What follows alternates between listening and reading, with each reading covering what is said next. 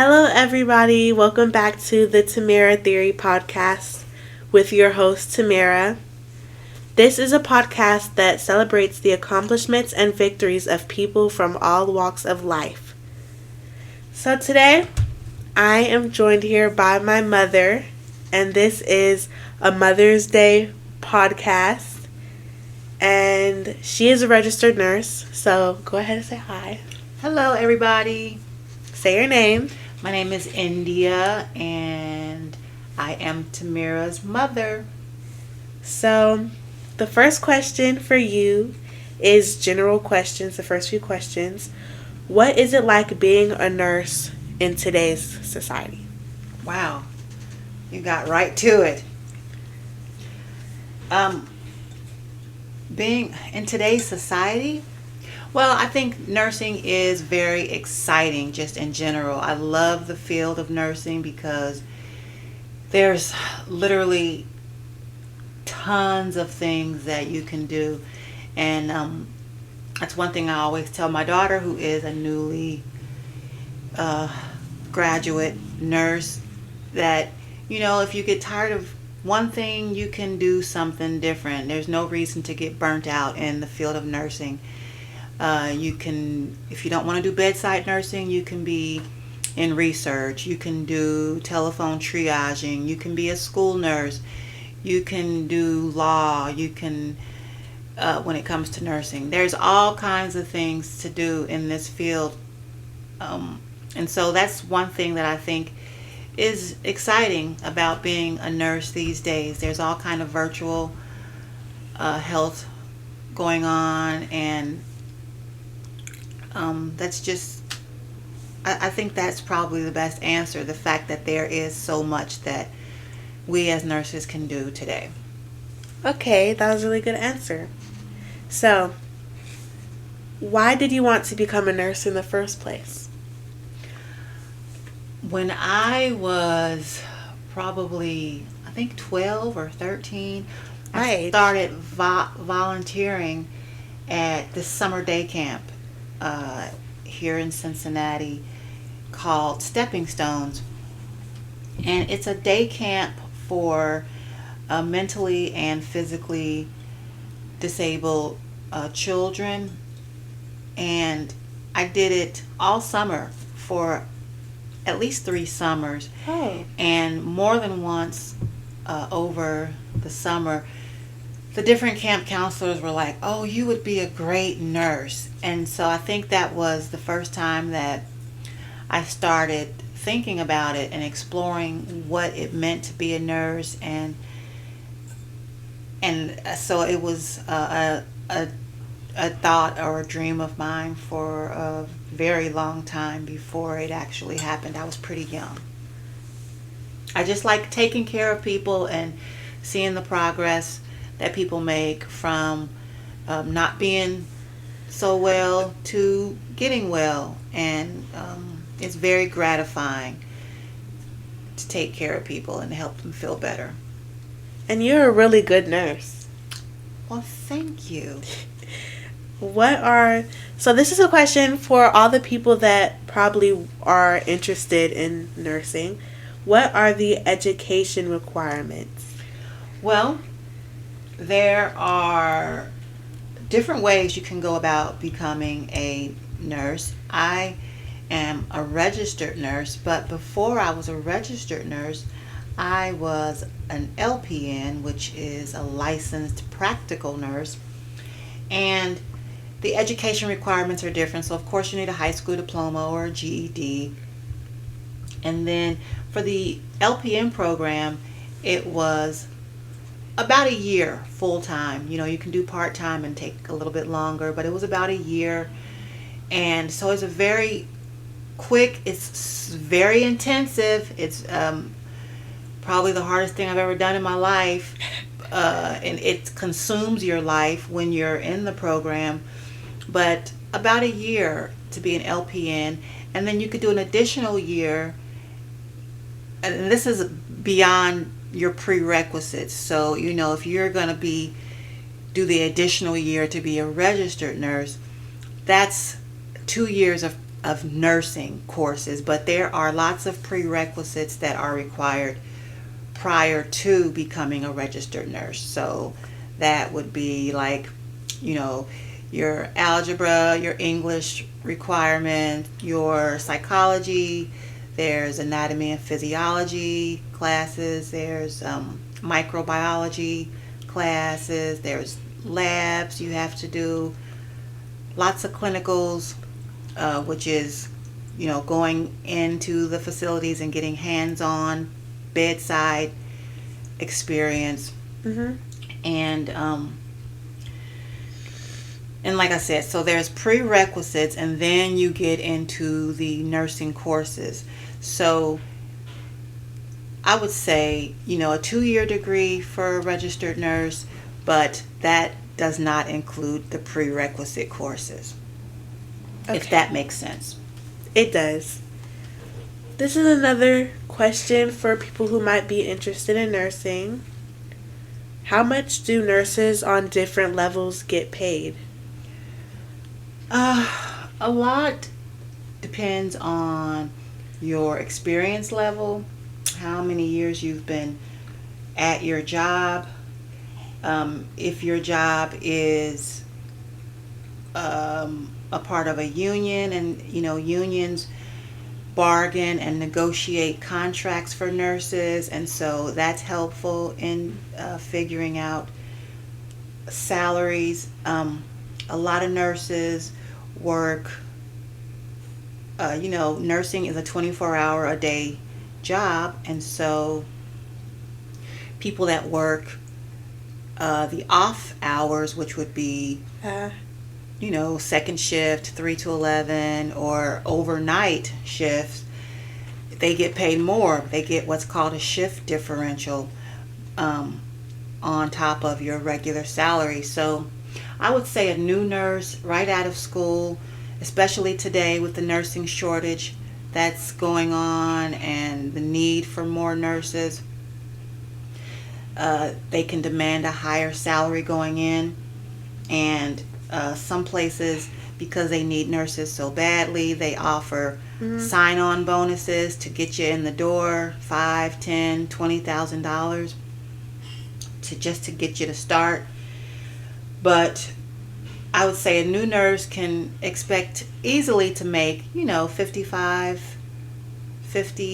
plus $1,000 a year, up to well over 6 figures, over $100,000 a year as a nurse. And then there's specialties like nurse anesthetists who help put patients to sleep for surgery, or nurse practitioners that see patients like a doctor would almost. Those are specialties, and so they can make way more above the regular 6 figures. So $150,000, $200,000 easily. What do you enjoy about nursing? I love the gratification, the satisfaction of seeing my patient get better. And that's probably, and that goes for anything that I do in nursing, because I've done a lot. I've worked as a bedside nurse in med surg. I've worked in the psychiatric unit. I've worked at the local jail, the Hamilton County Justice Center. I've worked at a nursing home.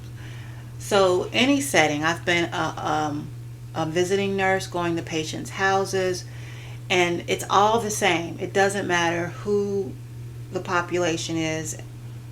If it's an elderly person, if it's a young child, if it's a person that's in jail for a crime, everybody needs nursing care at one time or another in their life. And it's very satisfying to help someone with whatever issue they're having and ultimately help them get better. Is nursing draining? It can be. It can definitely be. It's long hours. in a lot of cases, it's a lot of critical thinking. You have to prioritize your work. You might have patients who have different issues that are going on, and they all need you in some capacity, but you have to learn how to prioritize. Yeah. Like, what's the most important thing right now? What do I have to take care of right now? What can wait a little bit? What are some of the resources that I can use to help lighten my load? Because a lot of times you work with other healthcare members of your team, like a nursing assistant or a health tech, or they're called different things in different settings, but they can help you with things like getting your patient's finger stick, or getting some vital signs for you, doing those kinds of tasks that they can legally do, and you can delegate those things to them while you take care of things that require more skill. And so it can be draining.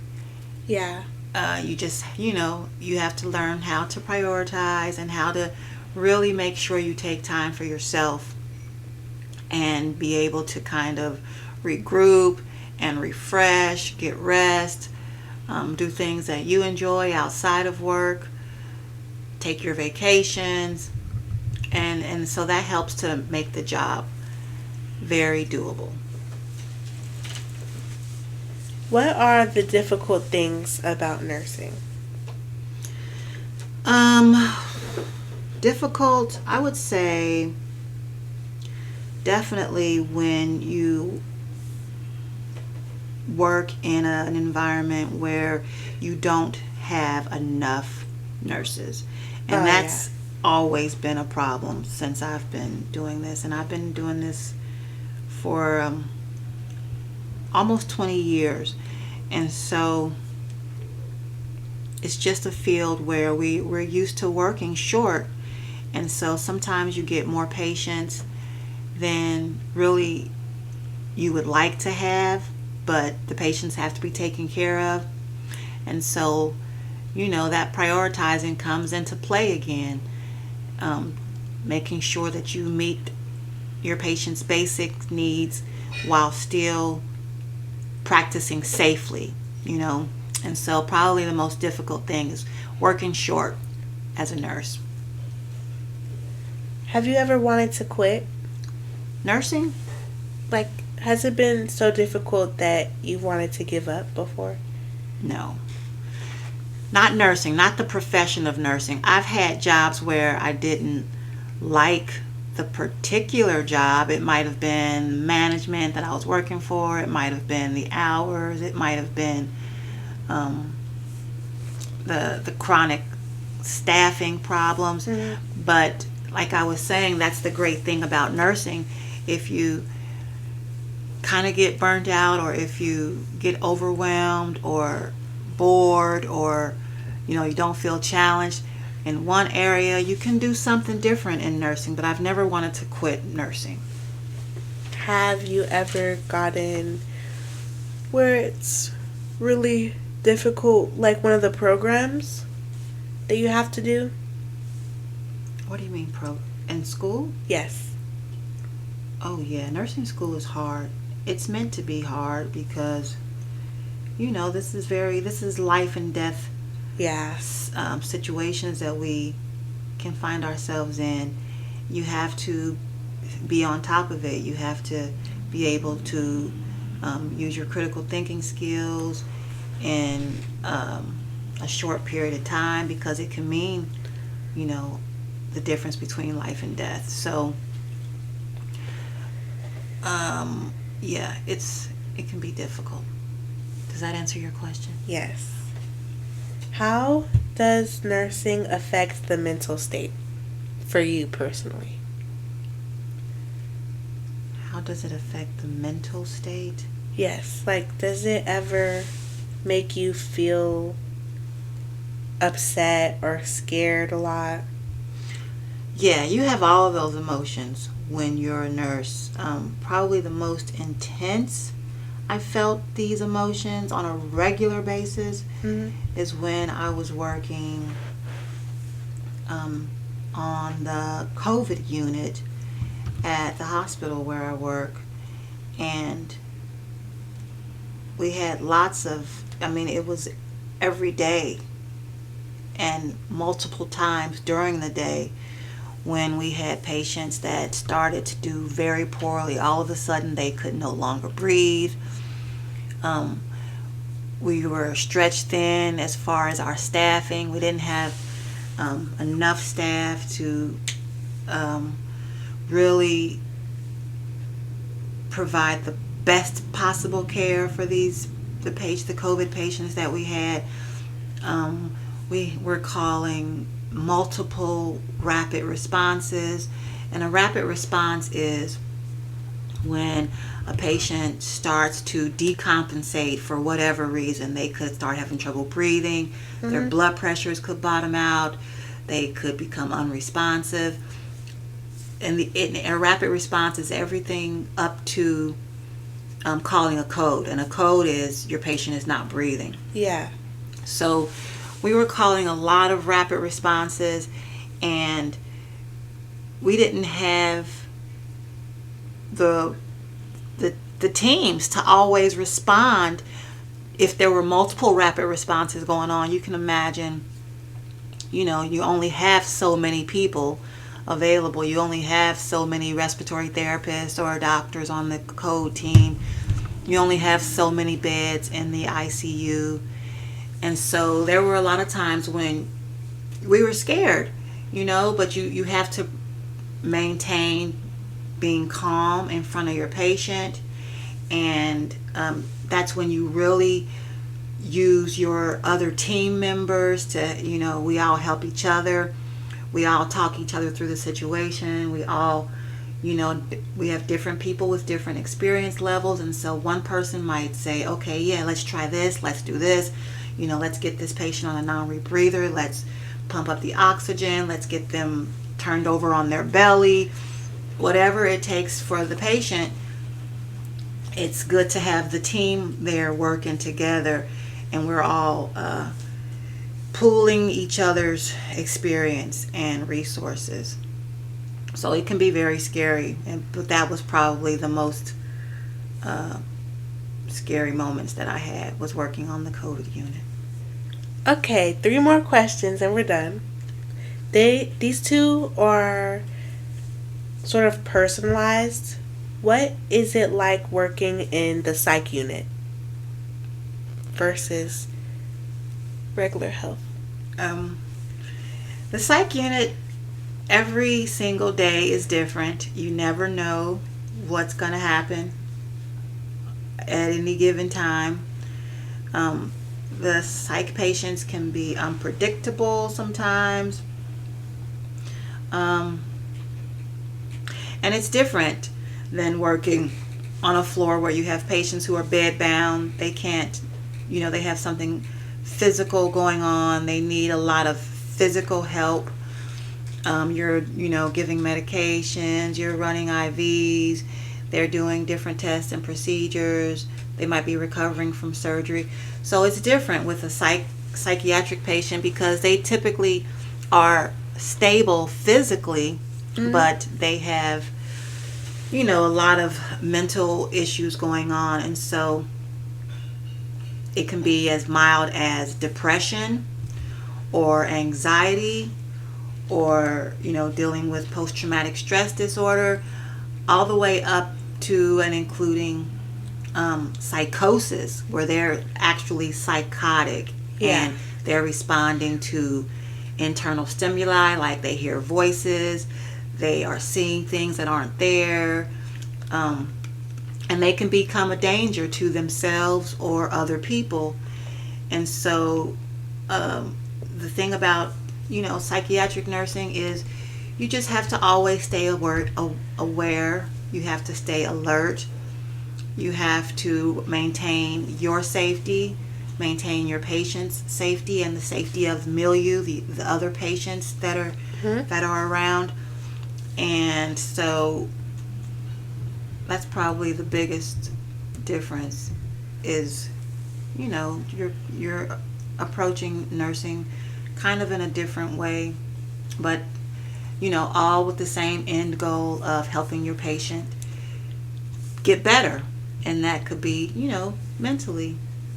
And a lot of times when they come, the psychiatric unit is, they're typically there for a week, 10 days, and it's not going to cure their schizophrenia or their bipolar disorder or their depression. It's just to help them get stabilized. And then they continue their medication, outside the hospital. They continue their counseling. They continue what they were doing prior to decompensating. So just to get them stable and get them back out into the world. Why did you want to be a psych nurse? I've wanted to do all kinds of nursing over the years, and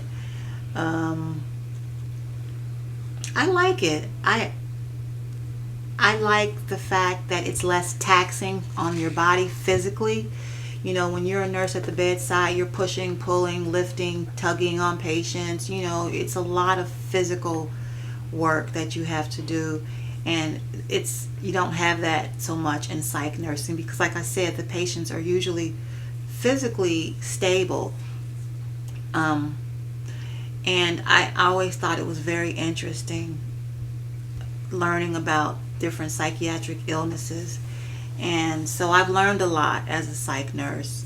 And I've learned that just like other illnesses, there are psychiatric illnesses, and they can be treated and treated successfully. And patients can be productive members of society if they get the right treatment, which is usually a combination of therapy and medication, lifestyle changes. So that's why I was just very interested in psychiatric nursing. Okay. So this is our closing question. It is pretty general for everybody.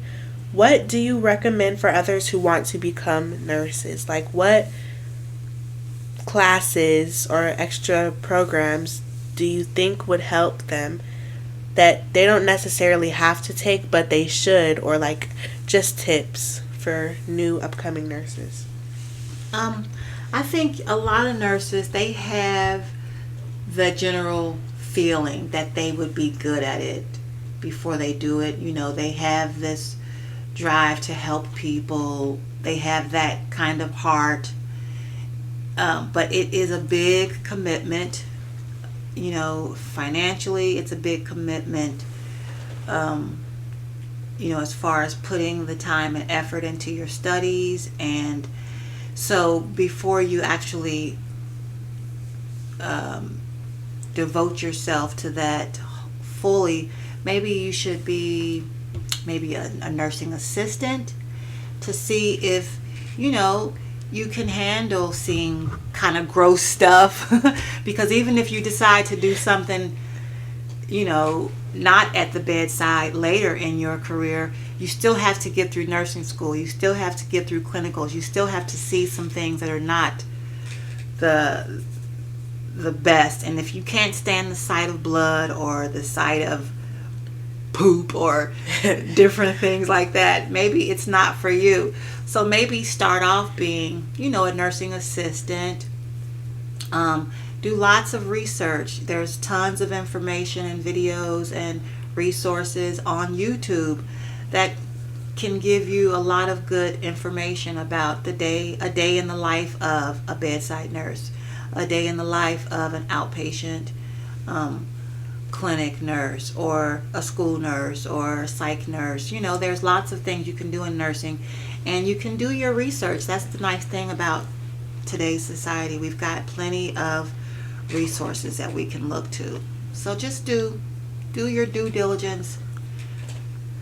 Do some background checking on the field, and get a little first-hand experience, maybe being a nursing assistant and helping out. Thank you so much for coming on the Timira Theory. And you said your name was? India.